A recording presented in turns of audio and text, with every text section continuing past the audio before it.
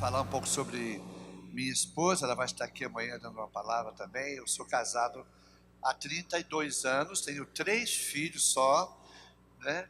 Com a mesma mulher, isso é maravilhoso, não é verdade? 3 filhos maravilhosos. Minha esposa também é pastora, né? Ela tem desenvolvido um ministério. Eu sou praticamente pastor ajudante dela, porque ela realmente tem feito um trabalho fantástico na área de aconselhamento. Ela também é psicóloga, como a pastora daqui, a pastora Juliana, né? Pastora Juliana. E realmente eu sinto muito feliz de poder estar à frente daquela igreja ali em Volta Redonda. Volta Redonda é uma cidade que foi construída há 60 anos atrás, quando Getúlio Vargas colocou ali a CSN, a Companhia Siderúrgica Nacional. Colocou ali, e a cidade está ao redor dessa siderúrgica. Tudo depende praticamente dessa siderurgia. Se tem qualquer problema lá dentro, afeta. Um alto forno teve um problema lá, vai lá na minha igreja afetar, né? Todos os problemas que acontecem afetam naquela cidade, afetam a nossa igreja. E a igreja é uma cidade de 350 mil habitantes, é uma cidade muito próspera na área de crescimento, muito evangélico. Para você ter ideia, a igreja metodista aqui no Nordeste, ela deve ter em torno de 4 mil membros. Muito pequena, a igreja é muito pequena, espalhada pelas cidades aqui do Nordeste, pequenas igrejas. Para você ter ideia, a cidade de Volta Redonda tem 350 mil habitantes e nós temos 31 igrejas metodistas. 31 igrejas, e todas as igrejas crescendo. Nós estamos com acima de 8 mil membros na cidade de Volta Redonda. Para a igreja metodista, que não é uma denominação grande, é um crescimento muito grande. A igreja realmente age de uma forma muito expressiva. Nós temos pessoas do poder público em nossas igrejas, o prefeito, que tivemos um prefeito da nossa igreja, e hoje talvez vai voltar a ser prefeito no próximo período agora, a pessoa cheia da experiência de Deus, muito consagrado ao Senhor. Ou seja, a igreja ali em Volta Redonda, a igreja batista, outras denominações, todas, nós estamos mais ou menos 25% a 30% da população evangélica na cidade. Então nós temos assim um crescimento muito grande ali naquela cidade. E a igreja metodista está ali. Eu sinto muito que eu sou metodista, né? Mas eu estou muito feliz de estar com vocês aqui nesse dia de hoje e a gente poder participar desse tema chamado liderança serva. Então vamos entender primeiramente qual era a filosofia de Deus para a liderança. Nós vamos entender a filosofia de Deus para a liderança. Mas primeiro, vamos dar uma passadinha sobre o modelo de liderança vamos dizer, secular. Vamos falar um pouquinho sobre a liderança, a filosofia do mundo para a liderança. A filosofia do mundo para a liderança, ela vem lá dos gregos, os gregos que desenvolveram muito bem a filosofia de liderança e que nós, até hoje, no meio secular, tradicionalmente, a gente se comporta como eles. Por exemplo, os gregos, eles entendiam que liderança é um produto natural. A pessoa nasce líder. Então, os gregos tinham esse pensamento. Os líderes nascem líderes. Então, algumas pessoas nascem para estar à frente, conduzindo o povo. Outros nascem para serem servos dos outros. Então, essa era a ideia dos gregos. Então, os filósofos daquela época, né, todos os grandes filósofos daquela época, Aristóteles, Platão, e eles ensinavam isso, que havia uma casta que nascia para dominar. Se você não fazia parte dessa casta, você nascia para obedecer, para servir. Então essa foi a ideia grega que nós herdamos, não é? Herdamos essa ideia. E diziam que essas pessoas nasciam com certos traços. Então, se você tivesse esses traços, você seria líder. Se você não tivesse esses traços, você não seria líder. Então, é uma coisa mais ou menos assim. Eles criam que a liderança vinha de uma providência. Os deuses é que criavam pessoas para serem líderes. E os deuses criavam os outros para seguir esses líderes. Então era uma filosofia mais ou menos assim.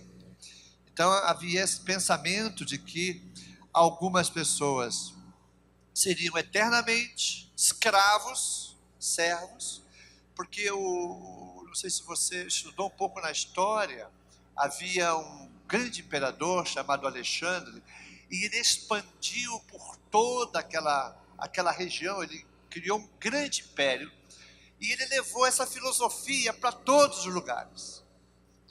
Então, qualquer povo que era dominado pelos gregos, eles acabavam sendo a mesma coisa, tendo a mesma filosofia, a filosofia grega, essa filosofia que era para privilegiados, o líder era um privilegiado. Aí vem o Império Romano. O Império Romano, ela derrota os gregos e entra esse Império Romano. Só que o Império Romano, eles mantiveram a mesma filosofia dos gregos. Eles tinham domínio político, mas mantiveram a filosofia dos gregos. Então aí vinha o César. Quem era o César? César não era um nome, César era uma entidade, era um título. Então tinha lá vários Césares, Calígula César e por aí, Nero César, né? Vários Césares. E o que eles faziam? Eles tinham o mesmo sistema, eles mantiveram, eles se tornaram um império governado sobre toda aquela região, né? A Judéia, Jerusalém, Israel era uma das colônias. Quando Pilatos vinha a mando dos Césares para chegar e cobrar os impostos e ver se estava como governador, estava tudo direitinho lá em Israel, as pessoas já sabiam que ele... Então ele olhava para as pessoas: vocês são pessoas de segunda classe. Nós, romanos, nós somos enviados pelos deuses, os deuses que nos fizeram mais importantes do que vocês. Vocês são, vamos dizer assim, para servir a gente. E realmente era a forma como viviam. Então, quando Jesus vem, o que vamos dizer assim, o povo judeu estava esperando? Estava esperando um imperador, que seria o Messias, que fosse destronar esse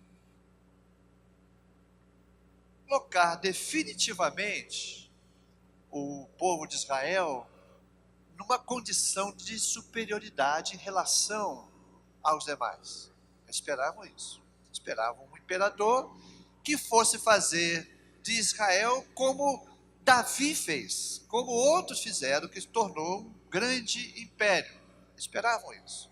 Só que não era a expectativa de Deus para esse Messias. E Jesus vem contrariando completamente essa expectativa que eles tinham para sua liderança. Então Jesus vem trazendo um outro modelo. E o que eu gostaria de trabalhar com a gente no dia de hoje é esse modelo.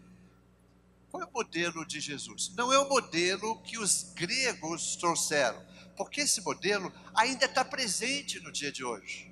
Como é que é esse modelo? O líder, ele é um o líder do nosso mundo normal, ele é um controlador. Ele exerce sobre as pessoas, domínio sobre as pessoas. Ele é o chefe que bate na mesa e diz: as coisas têm que ser como eu mando. Assim que são os líderes que nós conhecemos. Eles gerenciam.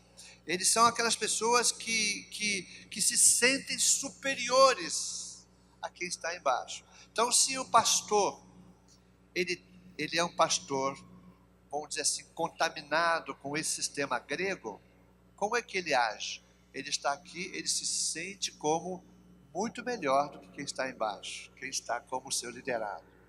Se ele é dono de uma empresa, ele se sente como o chefe e é dono, ele lidera a partir de uma superioridade, se sente superior às pessoas. Então, líderes, nesse conceito secular, as pessoas são seguidoras, que devem obedecer, né, que têm dever de submeter-se a esse líder.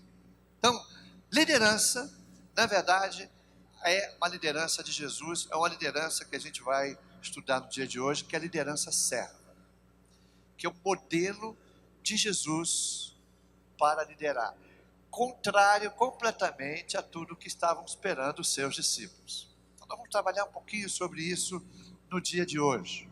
Liderança serva. Nós vamos entender que liderança serva também não é aquela liderança que é mosca morta. Sabe aquela, a gente pensa que, quando a gente fala sobre servo, a gente pensa em servo como uma pessoa que não é empreendedora, que anda com a cabeça baixa. A gente pensa em líder servo dessa forma. E não é essa forma que a gente vai trabalhar, não.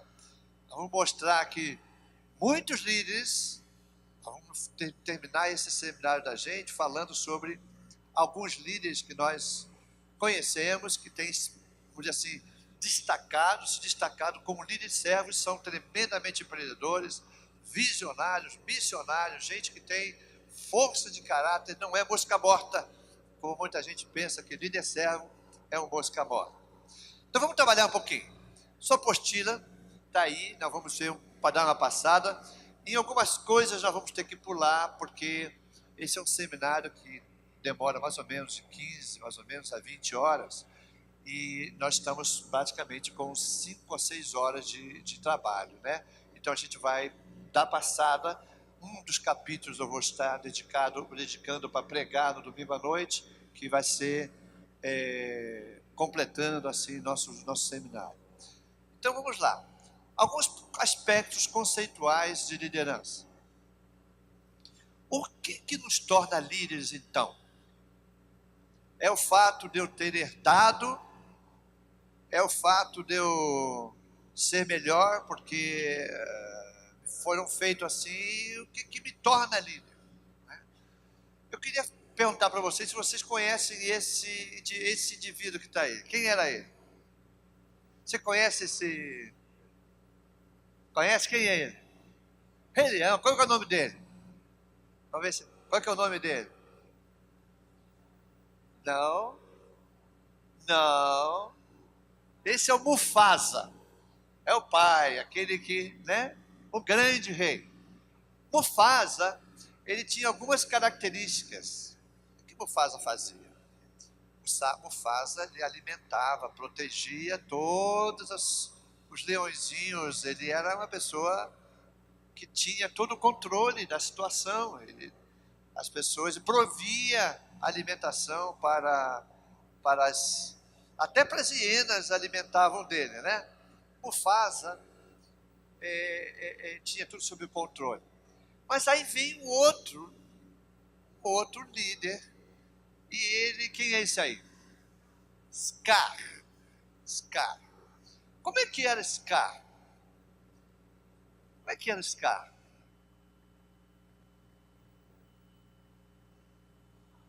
Hã? Era um rei mau, era uma pessoa má, né? Era um animal mau, né? Quer dizer, aqui a gente vê que é o reino, né? Simbolizado pelas pessoas. Então, ele cria que ele era capaz de ocupar o lugar do irmão. Ele disse, esse negócio aí de ser rei é um negócio legal, acho que eu vou querer ser rei.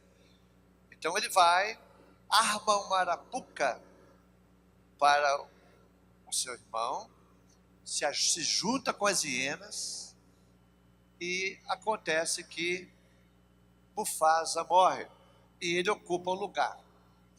Então ele ocupa uma posição diante de todos os animais.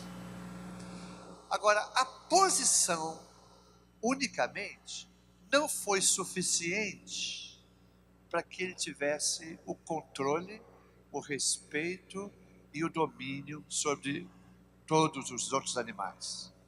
Ele pensava que tinha capacitação, mas não era capacitado o suficiente. Então o que acontece com ele é que ele prova ser, Mufasa por um lado, provou ser um grande rei, e ele um fracasso na sua liderança.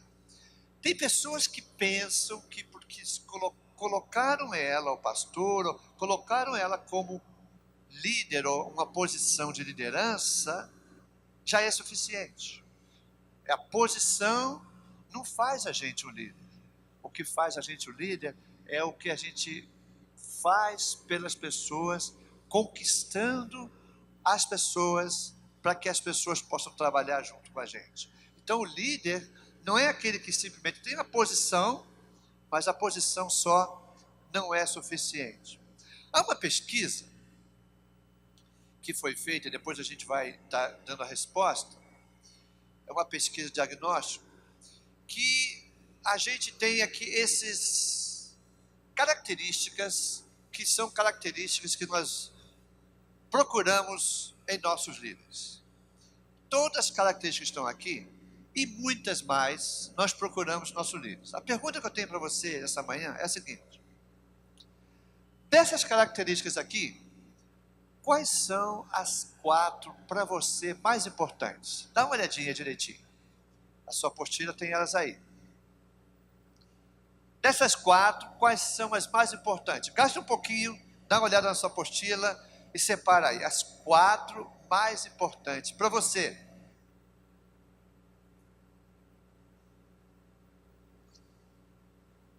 Quais são as 4 características mais importantes?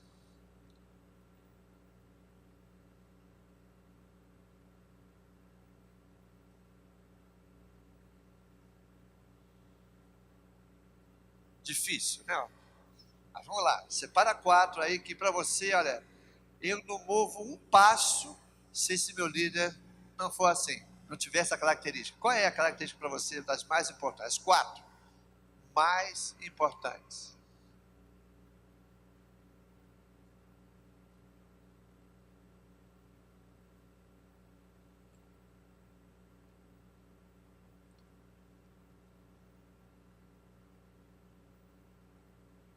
Escolheram? Todo mundo escolheu? Agora você vai fazer um segundo exercício.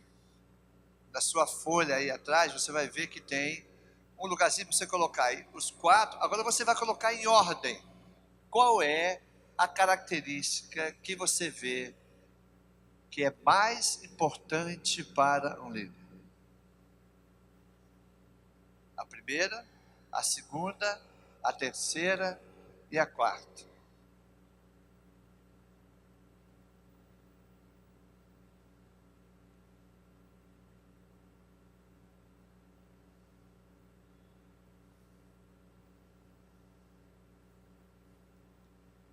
Qual é a número 1 para você? Qual é a número 2 para você? Qual é a número 3 e a número 4?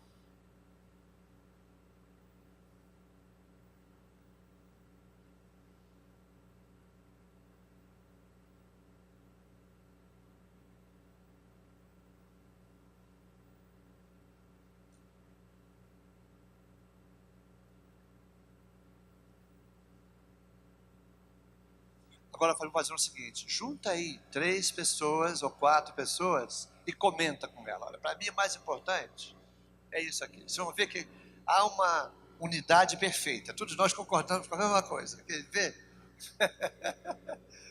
Conversem aí entre vocês. Quais são as 4 que para vocês são as mais importantes na ordem? Vamos lá ver se a gente concorda.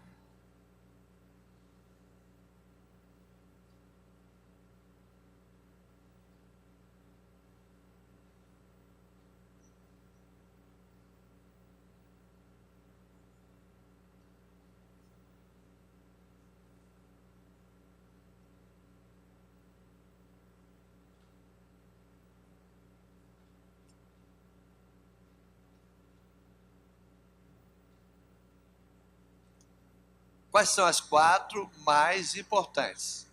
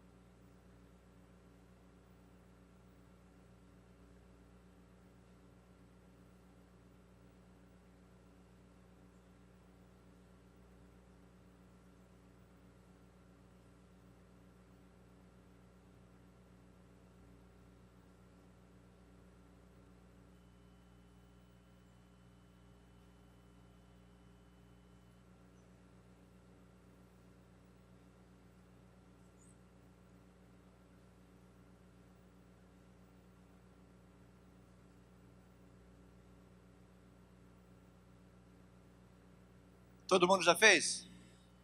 Não, ó. Uns 40 minutos? É verdade. Vamos lá, gente, olha aqui.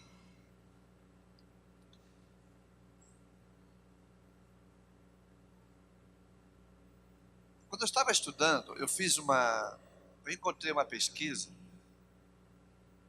em que 2 homens, James Causes e Barry Posner, 2 estudiosos, eles estavam procurando quais eram as características principais que um líder deveria possuir. Então eles foram para 2.000 grandes executivos, chamados CEOs, lá nos Estados Unidos, e eles perguntaram o seguinte: você vai contratar um diretor para uma área da sua empresa. Então você vai contratar essa pessoa. Quais são as características principais? 4 características que você entende ser as principais características que um líder deve possuir para você contratar na sua empresa. Então ele fez essa pesquisa com 2.000 grandes executivos lá nos Estados Unidos para chegar a uma conclusão de quais seriam as características principais que um líder deveria possuir. Olha o que eles encontraram. O resultado deu o seguinte: primeiramente, 88% desses executivos procuravam pessoas que eram honestas. O que é honesto? Alguém que você pode confiar. A palavra dessa pessoa é uma palavra verdadeira. Você pode confiar nela. Você confia nas palavras e porque as suas ações não vão mudar. São pessoas corretas, íntegras. A palavra honesta está ligada também à palavra integridade. Eu ontem, por acaso, caí com tem um programa, não é um programa, mas um videozinho que corre na internet chamado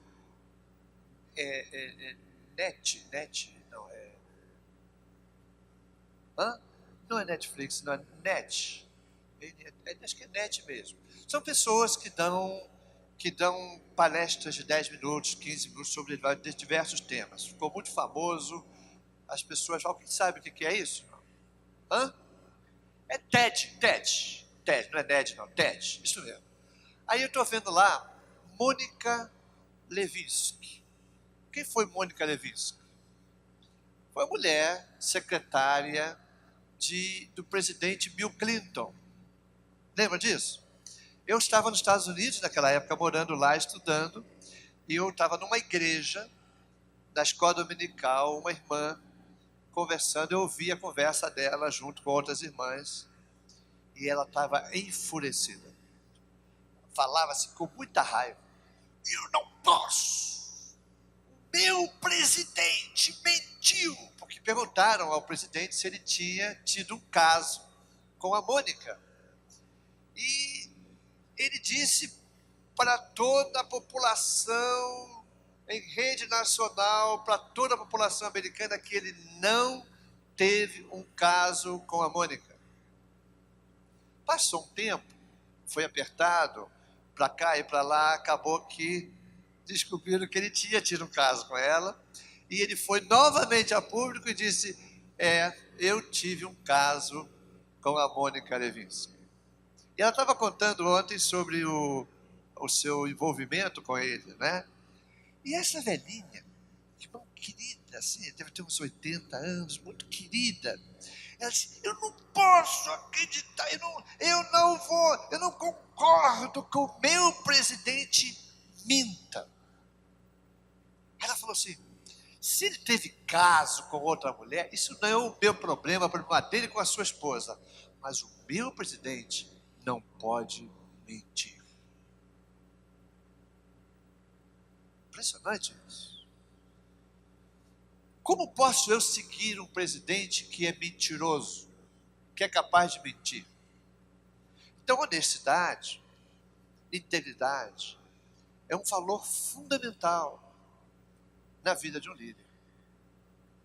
E fizeram essa pesquisa também em igrejas evangélicas e deu a mesma coisa. Todos procuravam uma pessoa que fosse honesta, íntegra, alguém em que você pode confiar. A segunda característica, quantos aqui colocaram honesto como primeiro lugar? Olha, vocês estão muito bem, gente, hein? Cara, que coisa boa. A segunda característica é visionários. Visionários. O visionário é aquela pessoa que sabe aonde está indo, sabe onde vai. O visionário é aquela pessoa que tem um mapa, sabe onde vai chegar. Então, se você é um diácono na sua área administrativa, você trabalha com as crianças, você trabalha com as mulheres, você trabalha com ação social, o seu projeto ministerial, você sabe aonde está levando esse projeto. Nós, como pastores, se somos visionários, é que a gente tem um mapa, nós sabemos onde vamos levar a nossa igreja. Daqui a 3, 5 anos, eu estou trabalhando para chegar lá na frente, eu sei onde quero levar a igreja. Se eu sou um pai, e eu sou um pai visionário, uma mãe visionária, eu sei onde tenho que levar os meus filhos, que tipo de educação eu quero para eles. Se eu sou um pai, uma mãe visionária, não é qualquer amigo que serve. Se eu sou uma pessoa administradora, financeiramente, das minhas finanças, e eu sou uma pessoa visionária, o meu dinheiro, eu sei o que eu vou fazer com o meu dinheiro. Eu entro no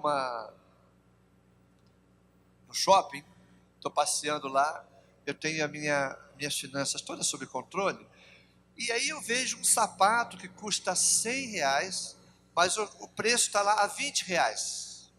Se eu não sei aonde estou levando a minha vida financeira, o sapato de R$ 20 se torna um grande atrativo para mim, e eu acabo comprando o sapato.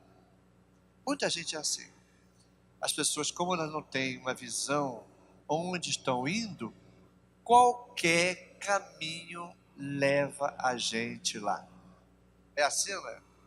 Se você não sabe onde você vai, qualquer caminho leva você lá. Aqui nós temos a 101 também, que passa por aqui, não? Passa a 101? Se eu pegar a 101, direção norte, eu vou chegar a São Paulo? Uai, mas gente, e se eu for uma muito boa pessoa, sou uma pessoa generosa, eu creio nisso, eu pego a 101, eu vou chegar? Não vou chegar. Por que não vou chegar? Porque não são todos os caminhos que me levam a São Paulo. Se eu for para o norte, eu não chego a São Paulo. Então, visão é importante no ministério. Para o seu ministério é importante. Quantos colocou visionários? Olha, vários colocaram visionários. Muito bem, visionários. Terceiro, a terceira característica que eles encontraram era inspirador. O que é uma pessoa inspiradora? Pessoa inspiradora é aquela que nós queremos imitar. É aquela pessoa que é uma referência para a gente. Né? O que é uma referência? É um ponto, né? Um lugar que você diz, quando você, aonde fica a igreja batista, primeira igreja? Aí você diz assim, olha, você sabe, tem algum ponto de referência aqui? Habib's. Olha, se você encontrar o Habib, você encontrou a igreja batista. Está lá, primeira igreja, do lado do Habib's. É um ponto de referência. Nós, como líderes cristãos, se nós queremos ser líderes realmente efetivos, de acordo com o que Deus espera da gente, nós precisamos ser pessoas inspiradoras. As pessoas precisam olhar para nós e ver que somos referência. Referência de casamento, de lidar com pessoas, de tratar pessoas. Nós vamos falar sobre isso ainda hoje. Talvez o tratamento vai ser amanhã, né, na noite. Inspiradores. Então, pessoas inspiradoras, nós queremos imitar os seus passos. Um dos presidentes dos Estados Unidos que é mais querido se chamou Abraham Lincoln. Tem milhares de livros que falam sobre Abraham Lincoln. Um dia eu li a biografia dele, eu tenho um livro em casa sobre Abraham Lincoln. Realmente um líder excepcional. Um homem que soube fazer um trabalho, a nação não se dividiu, não se polarizou por causa de Abraham Lincoln. Um trabalho fantástico que ele fez, queridíssimo nos Estados Unidos. Se nós procurarmos no nosso país hoje, que líder nós temos inspirador? Que líder pode juntar essas três características? Honestos, visionários e inspiradores. Você tem alguém que você conhece assim? Você tem alguém que conhece assim na política? Nós estamos mal, não estamos não. Nós estamos mal, né? Nós estamos com a corda no pescoço, não é verdade? A quarta característica são competentes. Quanto colocou competentes? Competente, para você ver, há uma numeração de características que colocaram em quarto lugar. Por que colocar em quarto lugar? Competente é aquela pessoa que sabe o que vai fazer. Competente é a pessoa que tem domínio da sua área de ação. Ele é esperto naquela área. Eu, por exemplo, sou um incompetente na matemática. Olha, eu posso ter problemas até financeiros, porque tenho problemas na matemática. Né? Tenho problemas na música. Eu desafino até tocando campainha. Então, não dá, não é meu negócio. Não me pede para cantar, porque eu vou desafinar. Eu não sou competente na área musical. Porém, se eu começar a estudar matemática e entrar com isso de cabeça, eu vou aprender, eu vou melhorar. Eu não canto bem, mas eu lembro que eu cantei no coro, no coral, há muito tempo atrás. Mas eu cantava junto da outra pessoa, eu imitava aquele, era tenor. Eu cantava igual o tenor, mas manda eu cantar sozinho para você ver. Vou desafinar terrivelmente. Né? Mas eu posso aprender. Se estudar, você pode se tornar mais competente. Mas se você é uma pessoa competente, que é 68,3% das procuras, e você não é uma pessoa honesta, você acaba sendo o líder desqualificado. Porque a competência sozinha pode levar o líder a fazer grandes estragos. Tanto no ministério, na família, na nação. Às vezes temos pessoas que são competentes, que poderiam resolver o problema do nosso país. Mas a competência sozinha não é suficiente. A competência tem que ser acompanhada da honestidade, da integridade. Né? Nós teríamos países diferentes se nós tivéssemos gente honesta na liderança da nossa nação. Então, James Causes e Barry Posner, eles chegaram à conclusão de que essas 4 características juntas fazia a pessoa se tornar uma pessoa de credibilidade. As 4 somadas dá credibilidade no líder. Então você pergunta assim, como é que é um líder de credibilidade? Como é que você tem credibilidade nesse homem ou nessa mulher? Bom, se ele é uma pessoa honesta, porque é uma pessoa que você pode confiar. Se ele é uma pessoa visionária, porque sabe onde vai. Se ele é uma pessoa inspiradora, que você pode querer imitar seus passos. Traz aquela segurança. A pessoa inspiradora, você tem segurança nela. No que ela fala, no que ela transmite. E se essa pessoa é uma pessoa competente, você pode ter credibilidade. Que se ela disser que vai fazer alguma coisa, ela vai fazer. Ela tem condições de fazer. Então, credibilidade é uma das dificuldades, ou melhor assim, uma das carências que nós temos nas instituições do dia de hoje. Né? Nós temos a Igreja Metodista, por exemplo, ela tem várias instituições de ensino no país. Né? Tem 4 grandes universidades no país.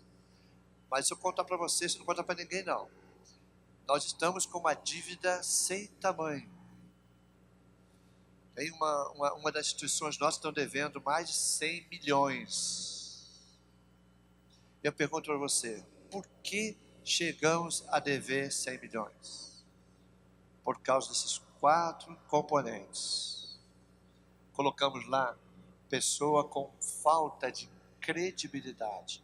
Colocamos lá, não eram pessoas honestas, não eram pessoas visionárias, inspiradoras e não eram competentes. E eles levaram a instituição a esse buraco.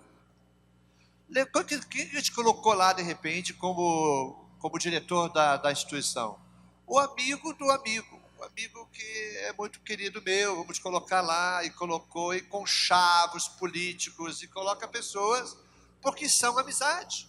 Não porque são pessoas honestas e competentes, mas porque é amigo. E aí o camarada foi lá, ele fez a minha campanha, ele trabalhou comigo, então eu vou colocar ele lá. Só que essa pessoa não é de fato honesta. E naturalmente, credibilidade ficou a desejar. Então é um grande problema que nós temos no nosso mundo, é a falta de credibilidade nas instituições.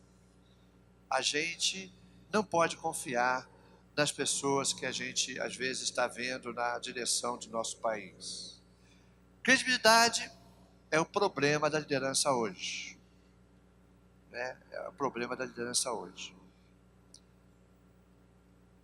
Se você não crê no mensageiro, dificilmente você vai crer na sua mensagem. Se o mensageiro não transmite confiança, você não vai crer na sua mensagem. Uma vez eu fui, a minha liderança mais próxima falou: pastor, vamos trazer tal pregador? Aí eu disse: por quê? Porque está na mídia, uma pessoa que fala muito bem. Eu acho que vai ser uma coisa legal para a gente trazer para a igreja, vai ser um agregado interessante. Eu disse: tá, eu vou pensar sobre isso um pouco mais. Aí fui conversar com a minha irmã. Minha irmã, ela trabalhava com um político lá no Rio, e ele tinha, naquela ocasião, ele tinha, vamos dizer assim, esse político tinha condições de, às vezes, reunir num pequeno ginásio, ou num ginásio inteiro grande, reunia lá 5, 10, 15 mil pessoas. E convidaram esse pregador para ir lá e fazer essa conferência nesse estádio, por convite desse deputado. Então o pregador foi lá. Hoje parece que não pode fazer mais isso, mas antes podia fazer isso. Então, o pregador chega no estádio, tínhamos marcado tinham marcado aquela conferência, né, que ele ia pregar. E ele chega lá, quando ele chega, ele vê que tem um grupo de 200 pessoas no estádio. E ele ficou furioso. 200 pessoas. Como pode ser? Ele chegou com tanta raiva, minha irmã contou, que ele foi lá nos bastidores, os irmãos estavam lá organizando o evento, né? Ele chegou lá e disse: eu não sou pregador de 200 pessoas. Quem vocês estão pensando que estão tratando? Eu não vim aqui para ficar pregando para 200 pessoas. Com raiva, minha irmã disse que quase bateu no pessoal. E olha, eu estou vendo lá que vocês fizeram lá um lanchezinho lá, botaram lá um presuntinho com queijo, uns biscoitinhos. Vocês estão pensando o que de mim? Mas deu uma chamada, a minha irmã olhou para ele assim e disse: pastor, são 5 horas, a reunião começa às 7 horas. Ele entendeu que começava às 17 horas e chegou 2 horas antes. É difícil você, um brasileiro, chegar 2 horas antes para um evento. Nem um jogo lá do Santa Cruz e Esporte chega 2 horas antes. Não é? Não chega, você vai chegando, meia hora antes as pessoas vão chegando. Então ele chegou e encontrou 200 pessoas. Aí eu falei: pastor, as pessoas vão chegar, você é famoso. Minha irmã ficou tão decepcionada com ele, ela falou assim: mano, não leva ele não, a sua igreja não merece. E aí eu realmente pensei assim: não, de jeito nenhum eu vou levar um homem como esse. Com essa atitude, para mim, aquele homem caiu na credibilidade, perdeu a credibilidade para mim, porque não é a característica de liderança de Jesus. Jesus era alguém que tinha multidão, mas muitas vezes se separava. Ele ia na casa, ele sentava com uma mulher que era prostituta, com uma samaritana. Jesus tinha um outro modelo de liderança. Jesus não impressionava por causa das multidões, Jesus era por causa do trato que ele tinha com as pessoas, individualmente. Ele entrava na casa de pessoas para conversar com as pessoas. Ele não era atraído por grandes multidões, E, lamentavelmente, hoje, nós temos muitos líderes que são assim, né, que estão procurando mais as multidões do que o trato individual com pessoas. Então, credibilidade, ela é um problema no dia de hoje. Eu lembro que uma vez eu fui comprar, saindo lá no Rio de Janeiro, passando lá pelo centro da cidade, tinha um camelô com a camisinha vermelha, assim, vendendo joias. Aí eu olhei, cheguei lá e falei, meu amigo, quanto custa essa pulseira? Aí ele, R$15. Estou lembrado do primeiro valor, R$15, bem baratinho. Pulseira de camelô, né? R$15. Aí eu, na minha inocência, perguntei para ele, mas escuta, é de ouro? Ele disse, não, meu amigo, não é de ouro. Se você quer uma de ouro, você vai naquela loja ali, ó. Ele mostrou a loja e tal, lá tem de ouro. Aí eu deixei ele, fui lá, cheguei lá, eu vi uma pulseira muito parecida, cheguei para o vendedor, escuta, vendedor, essa pulseira aqui, quanto custa? Ele falou lá, R$1.500. Tipo, uau, caro, né? Falei para ele, caro? É, mas é de ouro, né, meu amigo? Ah, tá muito caro. Aí ele, vem cá comigo aqui, meu amigo, vem cá, vem cá. Aí ele me levou na porta e me mostrou o vendedorzinho de camisa vermelha. Ele disse, a pulseira que você quer, aquela pessoa lá tem para vender. Que vergonha, né? Credibilidade. Nossos líderes deveriam ser pessoas portadoras de valores inegociáveis para forjar seus seguidores. Não se compra boas joias em camelô. Para se ter coisas valiosas é necessário pagar um alto preço. Ser uma pessoa de credibilidade não se faz da noite para o dia.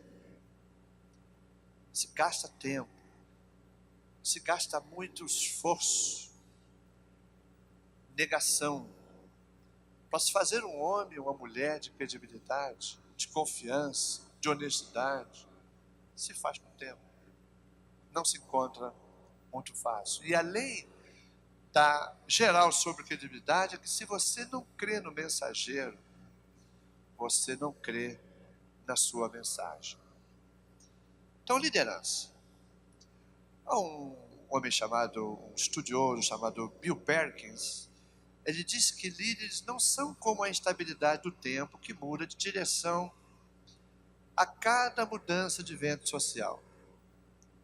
Eles são como um compasso, eles são como uma bússola que é internamente magnetizado, assim, sempre apontando para o norte, não importando o que esteja acontecendo ao seu redor.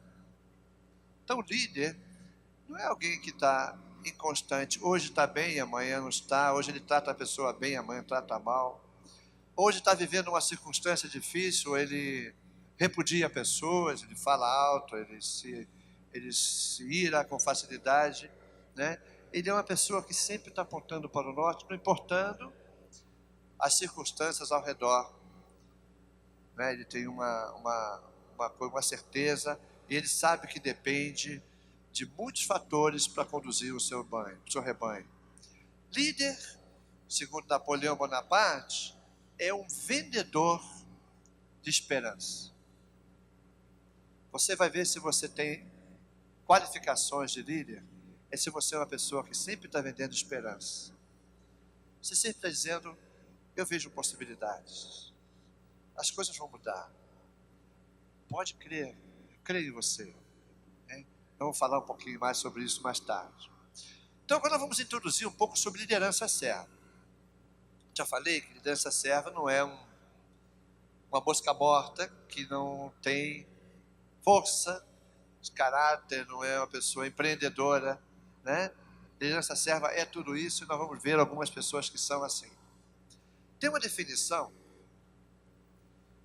que eu encontrei, não era de um pastor, de um líder espiritual, mas ela tem uma força muito grande, né, de um líder chamado Roberto Greenleaf. Esse homem é um dos homens mais conhecidos hoje no mundo corporativo, falando sobre liderança serva. Ele diz o seguinte: líder servo, vamos ler juntos? Leia comigo. Líder servo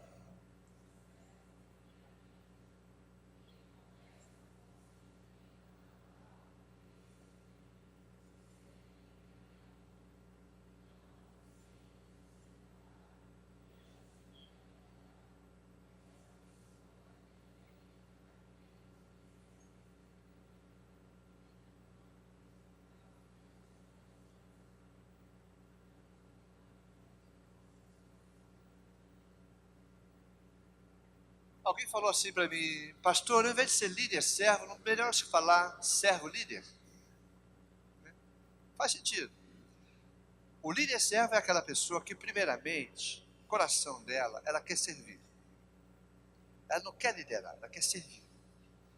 Ela quer usar o que ela tem, seus recursos, seu tempo, ela quer fazer coisas pelos outros. Então ele é um servo. Primeiramente, o líder servo, ele é um servo. Ele quer estar à disposição de pessoas, ele quer fazer coisas por pessoas. Ele quer melhorar a qualidade de vida de pessoas, ele quer investir em pessoas, ele quer se doar a pessoas, ele quer se doar à sua igreja, ele quer servir. Primeiramente quer servir.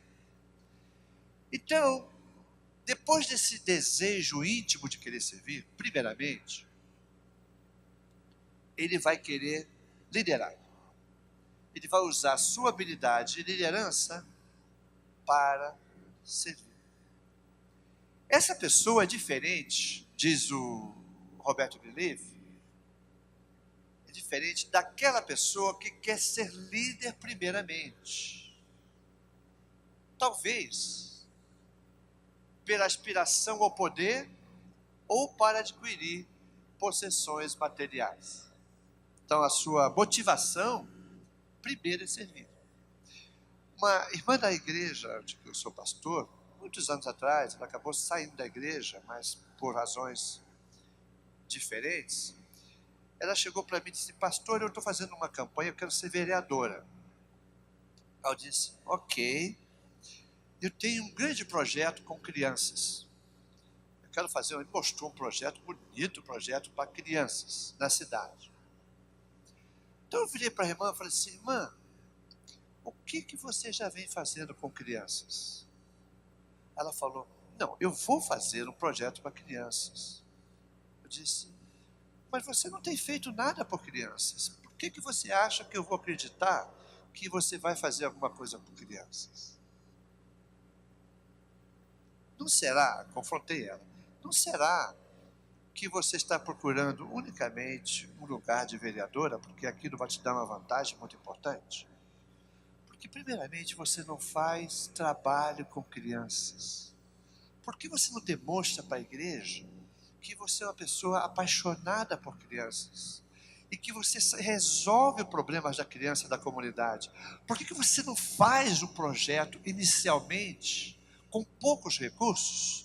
Começa com pouco, que Deus vai colocar você sobre o muito. E a igreja, se ela vê que você é uma pessoa que trabalha com crianças, envolvida com crianças, a igreja vai te apoiar. Não vai ser o meu voto que vai fazer qualquer diferença.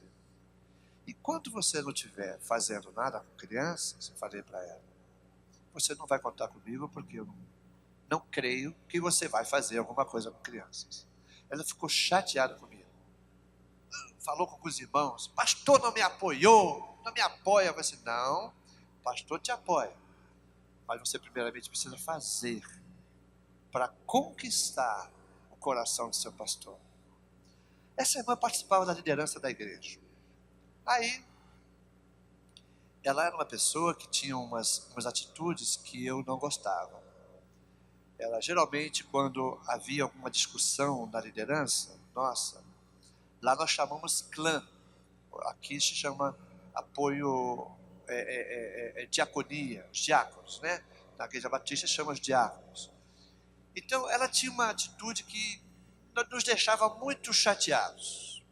A liderança nossa, né, ela tinha uma cumplicidade muito grande entre nós. Quando a gente discutia um assunto, vamos dizer, vamos pintar a igreja.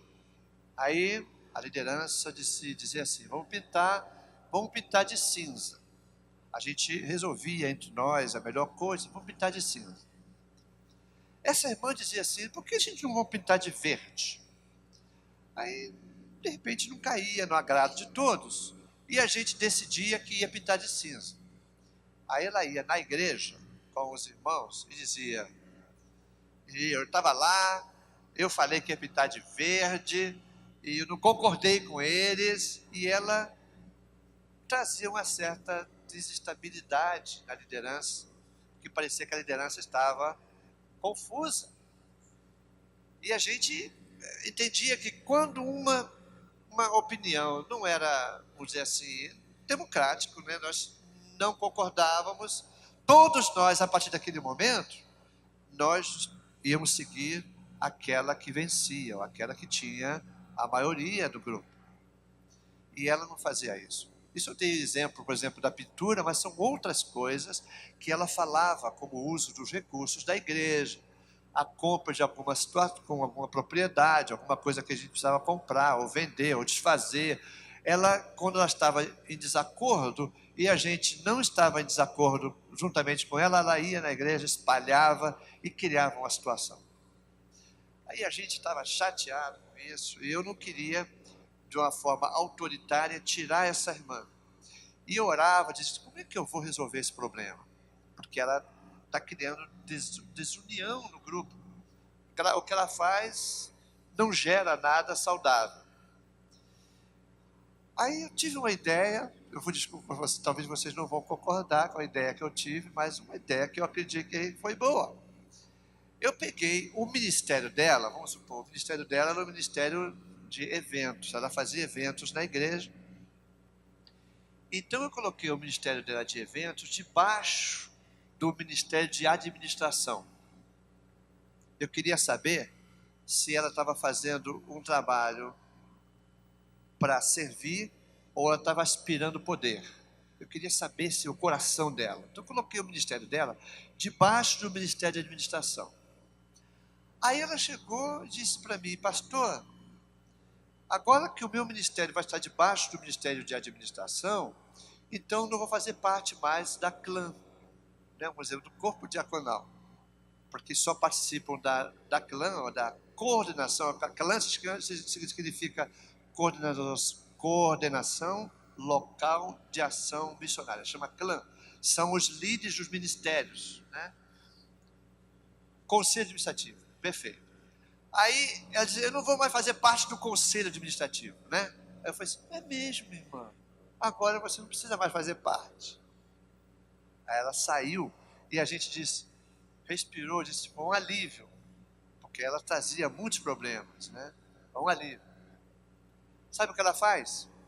Ela se candidatou para ser parte, para fazer, vamos dizer assim, se tornar coordenadora ou líder das mulheres da igreja.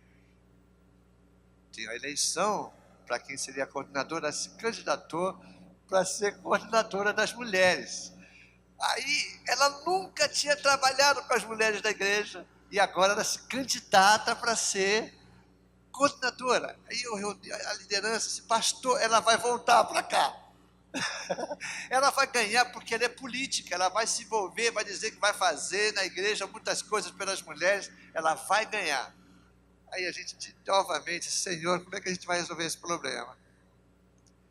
E aí a gente conseguiu, lá no nosso grupo, tinha uma das irmãs, que era do Ministério de Oração, que era uma pessoa muito querida na igreja. Então essa irmã, nós falamos, então você vai fazer o seguinte, você vai se candidatar para as mulheres, para ser coordenadora das mulheres, porque você é uma pessoa de confiança, de credibilidade na igreja, porque se ela entra, ela vai estar aqui de volta.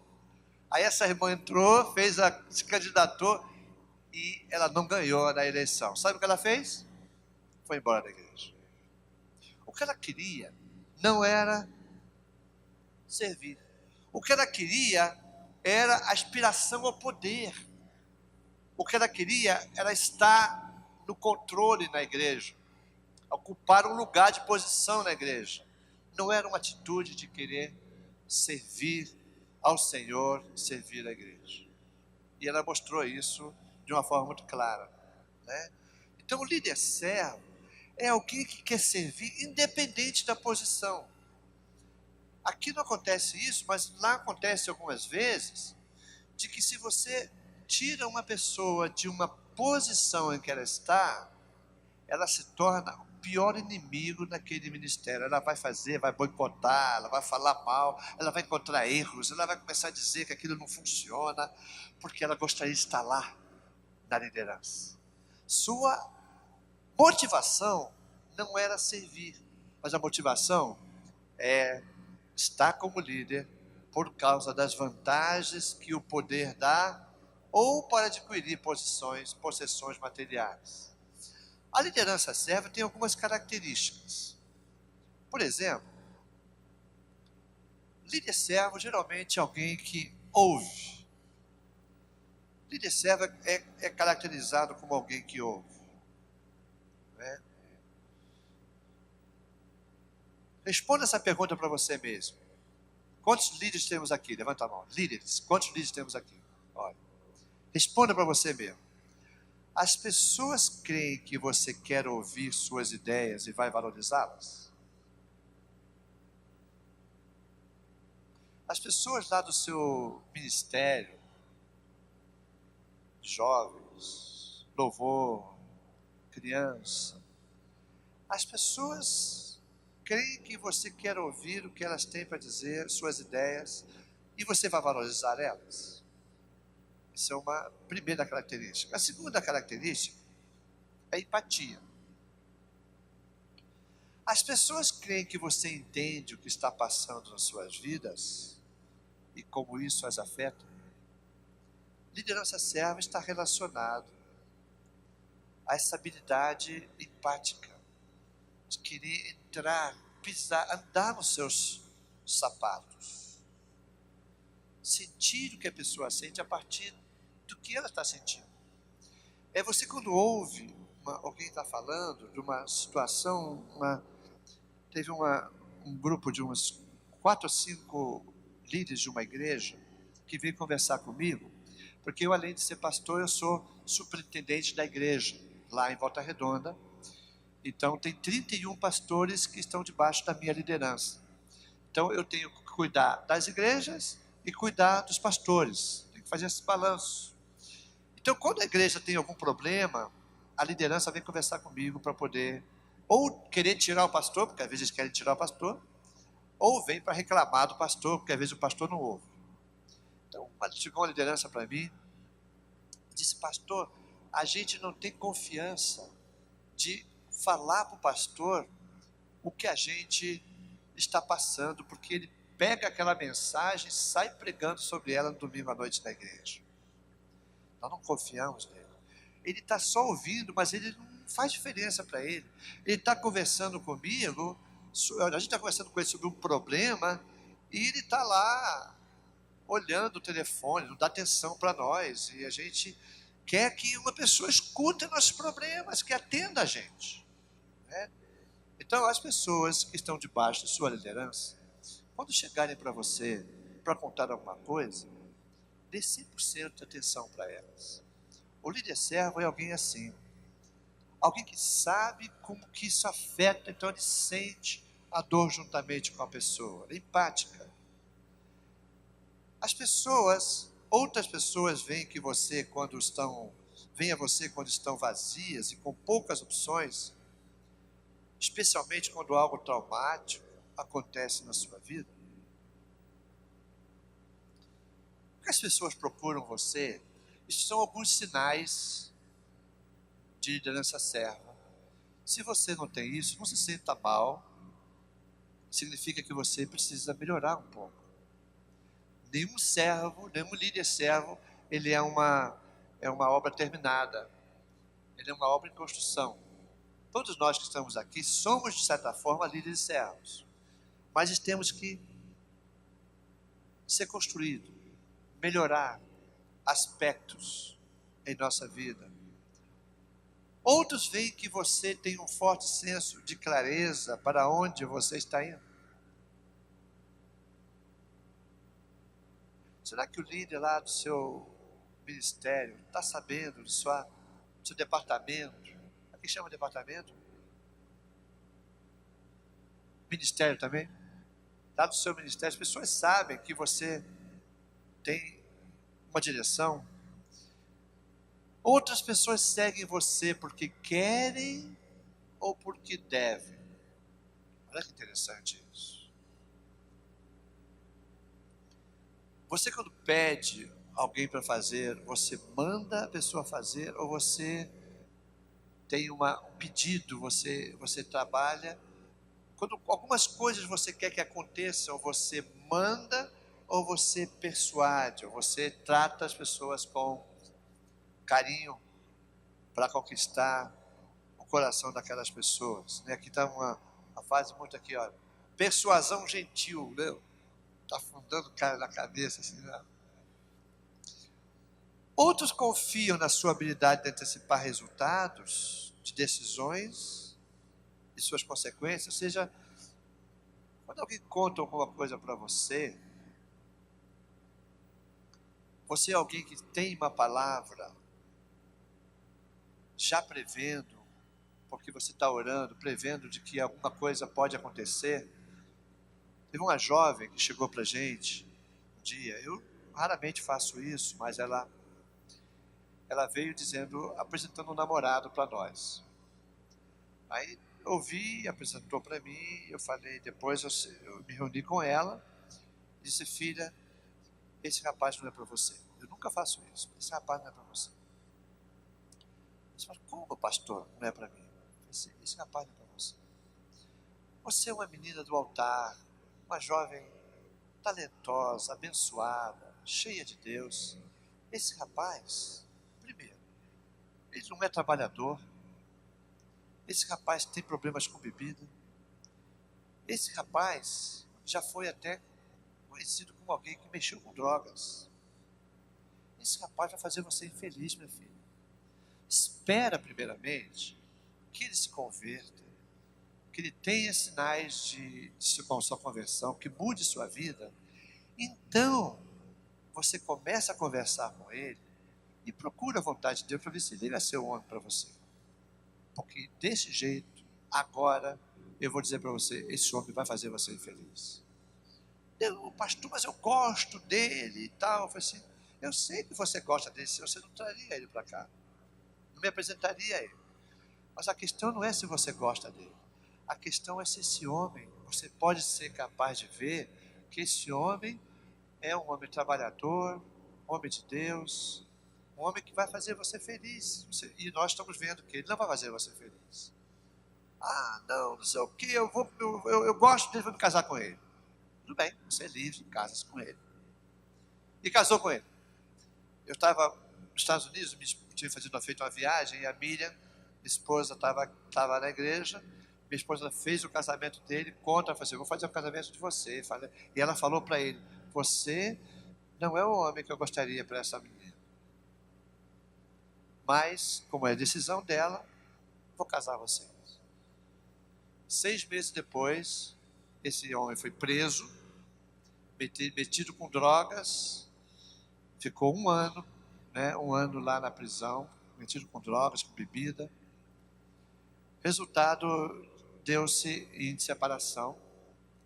Ela viu que realmente era um caráter que não iria consertar e destruiu a vida dela, porque saiu da igreja, ficou envergonhada, não quis voltar.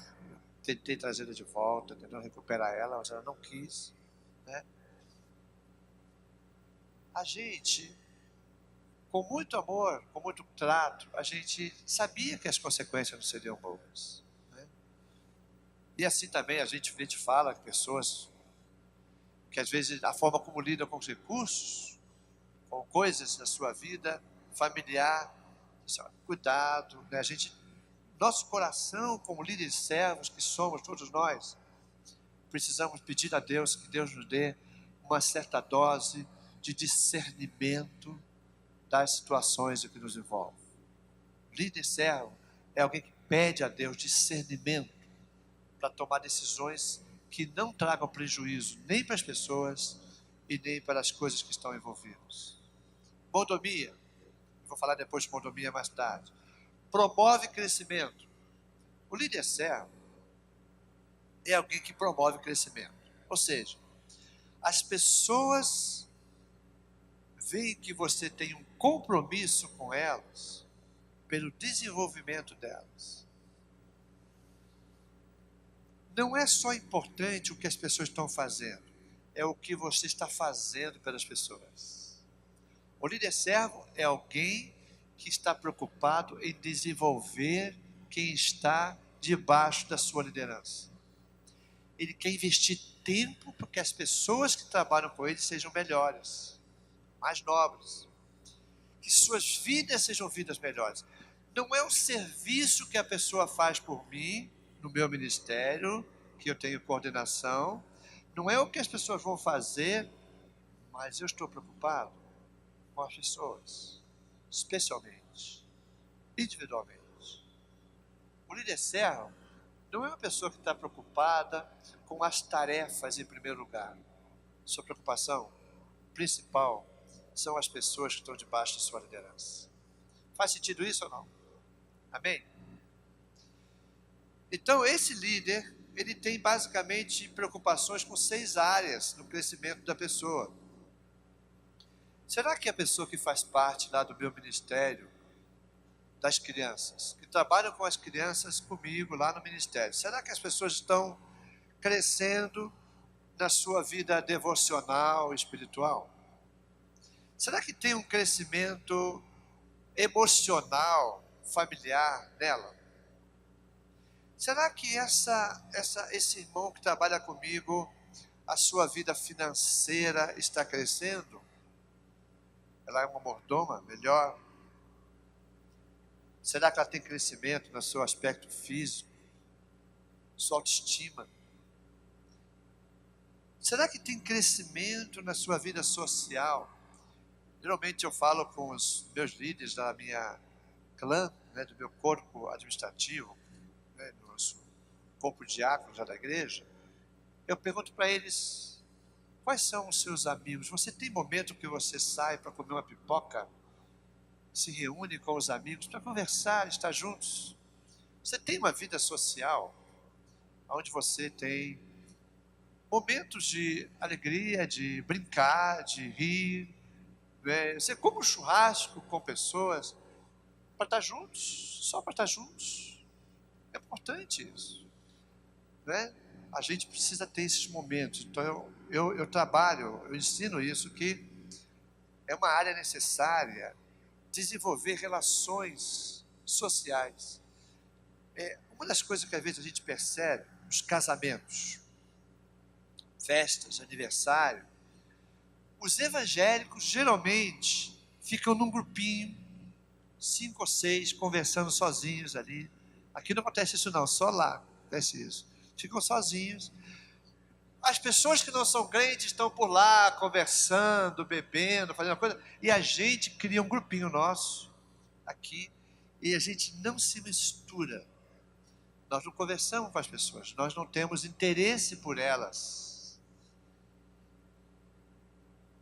Nós temos um nível de relações sociais muito limitado. Como é que a gente vai ganhar as pessoas se a gente não se mistura com elas? Jesus, quando estava passando, ele viu Zaqueu em cima de uma árvore lá, a gente sabe disso. Eu vou na sua casa. Foi isso não que ele falou? Eu vou lá na sua casa. Aí os religiosos, os fariseus, eu acho que Jesus está tomando uma atitude errada. Como é que ele vai na casa de Zaqueu?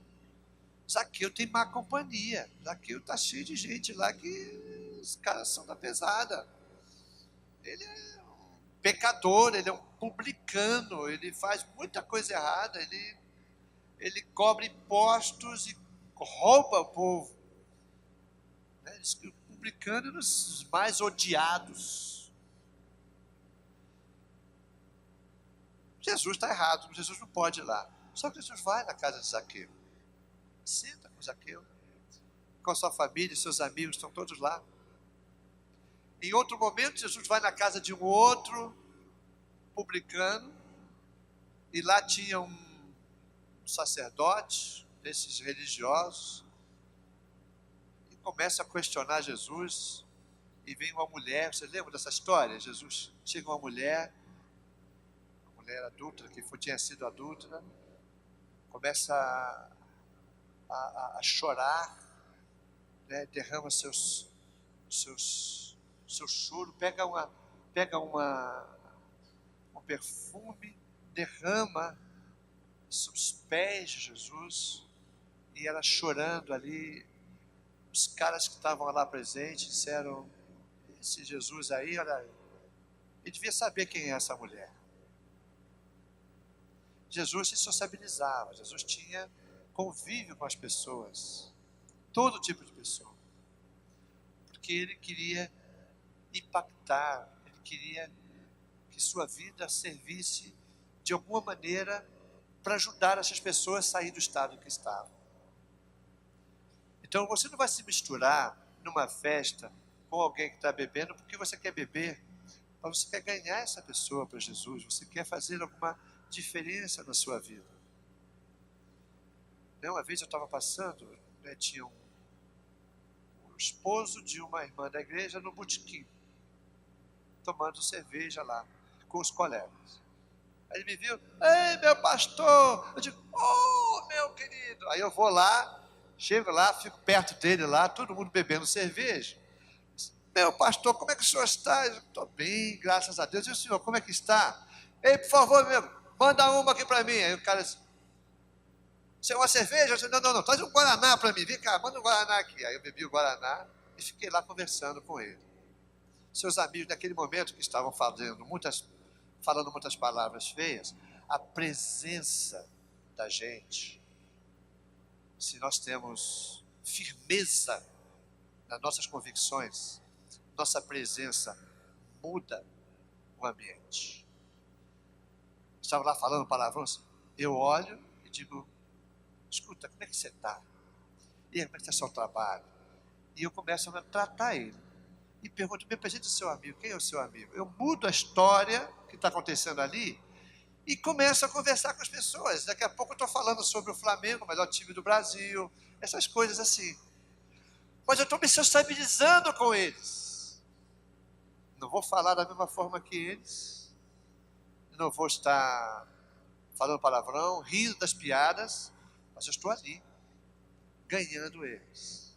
A gente às vezes tem muita dificuldade de crescer socialmente com as pessoas. Temos que promover crescimento ministerial, aperfeiçoamento dos dons.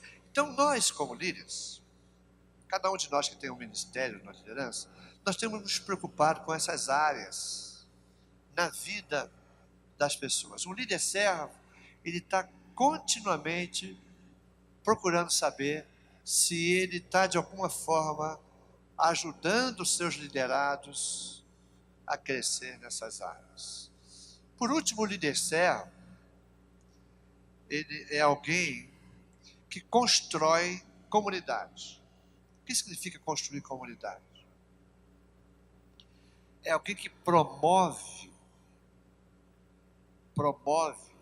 comunhão, unidade entre as pessoas.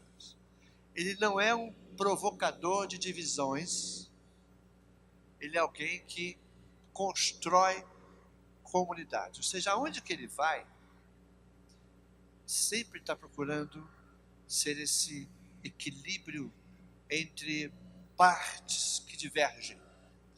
Pessoas que divergem, ele está sempre com aquele azeite que está lubrificando os ferros. Né? Sabe como não sei se você alguma vez já viu o pistão de uma máquina, como que ela funciona dentro das camisas. É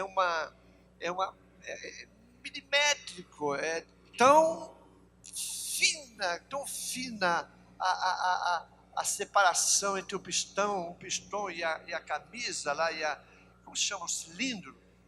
É tão fino que não dá para você perceber entre o pistão e o cilindro, corre ali o azeite. É o que lubrifica, que não deixa que os dois ferros, se você tira o azeite do meio dos dois ferros, o que acontece com ele? Esquenta, e quando se esquentar, queima o motor. O atrito dos dois. Então, nós como líderes servos, devemos nos colocar diante de Deus, querendo dizer assim: Senhor, eu quero ser um azeite na vida dos líderes que estão debaixo da minha liderança. Eu sou líder do Ministério do Louvor, eu quero ser esse azeite, que as partes às vezes não estão entendendo muito bem, eu quero ser esse azeite para evitar o atrito, para ajudar a encontrar. Eu não entro a favor de um, nem a favor do outro, eu quero criar a comunhão entre eles, criar a comunidade, criar a unidade entre eles. Líder servo é esse azeite que lubrifica as partes conflitantes. Então, liderança serva, vamos ler essa definição, leia comigo aí bem alto. Líder cristão.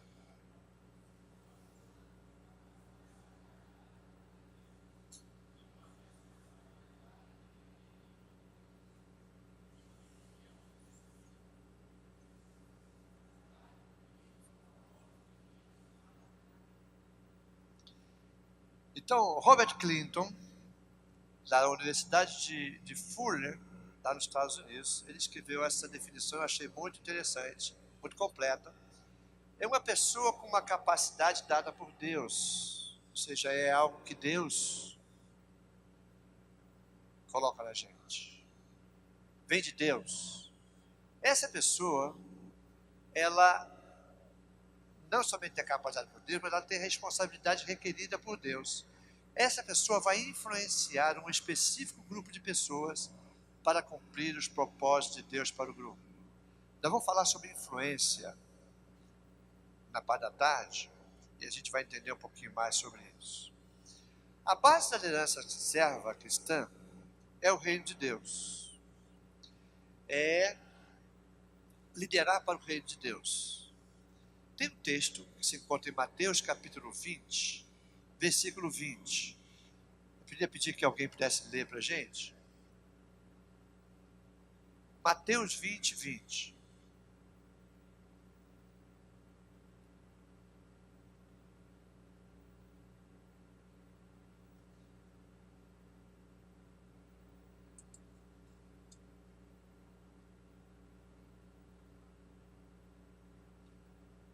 Continue, por favor.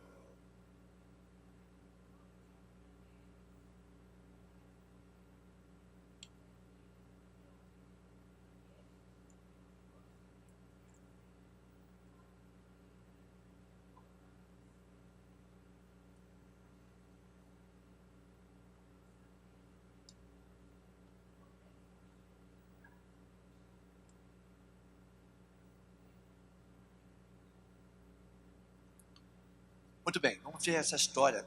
Vamos dar um tempinho, são uns 10 minutinhos, vamos falar sobre essa história. Essa mãe, como qualquer mãe, né? A minha esposa diz, mãe é mãe. Né? Todas as mães parece que vieram do mesmo lugar e só mudou o endereço, são todas iguais. Né? Mãe é mãe, mãe quer o melhor para os seus filhos. A mãe não dorme à noite. A gente, como pai, às vezes a gente... Mas a mãe, ela acorda, a criança vai... ela já está lá. Né? Ela tem uma habilidade, a mãe tem uma habilidade extraordinária para perceber as coisas. Né? Tem 500 crianças, o filho dela no meio das 500 crianças. Mãe, ela já sabe que é a voz do seu filho. Ela tem um negócio que eu não sei de onde vem isso. Uma graça de Deus impressionante. Essa mãe, a mãe querida, queria o melhor para os seus filhos. Então ela chega para Jesus, Jesus, olha aqui, eu queria fazer um pedido para você. Lá no teu reino, quando chegar lá, eu gostaria de pedir ao Senhor que o Senhor colocasse Tiago de um lado e João do outro. O que Jesus diz para ela? Posso fazer isso, né? E Jesus dá uma explicação, né? Dizendo que no reino do mundo as pessoas dominam sobre as outras. E ele fala sobre quem quiser ser o maior será o que serve, dá uma explicação para eles. A pergunta que eu tenho para você é a seguinte: o que essa mãe, vamos dizer, vamos chamá-la de Dona Zebedeu, estava pedindo? Ela estava pedindo algumas coisas. Ela queria fama, posição, prestígio, ser servido e ser adorado. Essa era a sua expectativa. Ela queria que seus filhos fossem maiores do que os outros discípulos. Quando a gente voltar, nós vamos ver um pouquinho mais sobre o que essa mãe estava pedindo, que está inserido numa procura de muitos líderes. Porque a maioria dos líderes que a gente conhece, eles querem isso: fama, posição, prestígio, ser servido e ser adorado. Muitos deles querem ser maiores do que os outros. Quando a gente voltar, a gente continua. Vamos tomar um cafezinho.